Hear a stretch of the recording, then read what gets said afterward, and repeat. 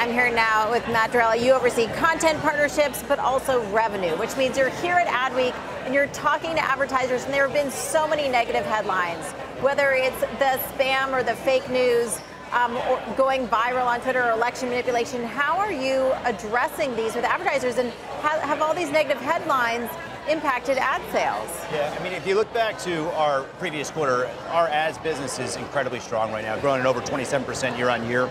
And it's broad-based all around the world. And I think that's because we're continuing to innovate and bring new products to bear. Video, in particular, is now over 50% of our revenue, and marketers are getting great results from using it. I was just on stage here at Adweek, sitting down with the head of digital at Nestle, and he's talking about the fact for two of his biggest brands, DiGiorno and Lean Cuisine, Twitter was the #1 platform among social platforms for return on investment, serving over $5 return on investment. So my point is, as long as the results are there, we're going to continue to grow our business with our customers and continue to earn their trust. But your CEO, Jack Dorsey, was just on Capitol Hill testifying before the House and the Senate on a couple different issues, including the question of whether there's bias and also protecting consumer privacy. How are you addressing these issues with advertisers here? How are you reassuring them ahead of the midterms? We're being completely transparent. I think Jack modeled this when he went to D.C. and actually talked to the regulators and the congressmen. We want to be really transparent about what we're doing. There are some serious issues facing all services that are global in nature like ours. We've taken some very tangible action just in the last few months. You've heard about our Ad Transparency Center. This is a searchable database where anybody can go and see all of the political advertising on Twitter and who's funding it. We've also introduced labels around all the political advertising so they're clearly demarcated, so you know and have trust in where that message is coming from. And lastly, just on spam, you mentioned, we're doing more than we ever have. 2 times the amount of spam is being taken off the platform from just a year ago.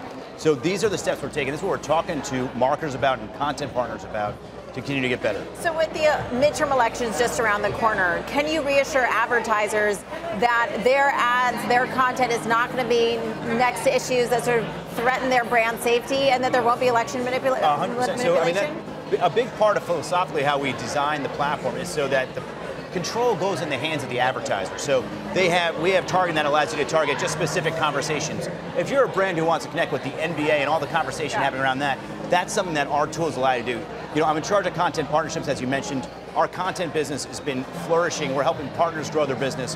One of the great things about how we designed it is that marketers can actually choose the specific content that they want to align with and ensure that brand safety and brand alignment that's so important for them. So you're making all these content partnerships and you're competing with a lot of other companies, including Facebook, to get these brands, which I'm sure is expensive for you. But are you doing that because you want to reassure advertisers that their content is going to be in a safe place? No, absolutely not. I mean, the primary driver of everything we do is to help serve that public conversation that's so unique to Twitter.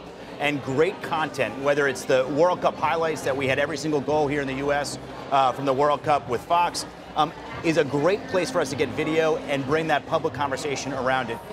It's great for consumers. It also happens to be terrific for marketers who want to align with that passion. Here at Advertising Week, we're hearing a lot about the rise of Amazon as a real force in advertising, now #3 digital ad platform here in the US. Also, AT&T now has Xandr, which is their big digital ad platform. They seem like a real threat to Twitter in particular. Well, both of those companies are big partners to us already, so on many dimensions, we work closely with them. I think for Twitter, we've never been more clear about what is our superpower.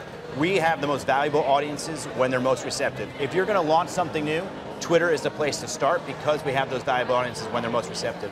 And that's the message we've been going with. We have the data to back it up, and we think we have a very defensible position going forward with marketers. Now, Jack Dorsey said on Capitol Hill that he was willing to give up profitability if it meant protecting the platform for the long term. How does it impact you when you're trying to grow ad revenue? Total alignment. I mean, we have to focus on the long term.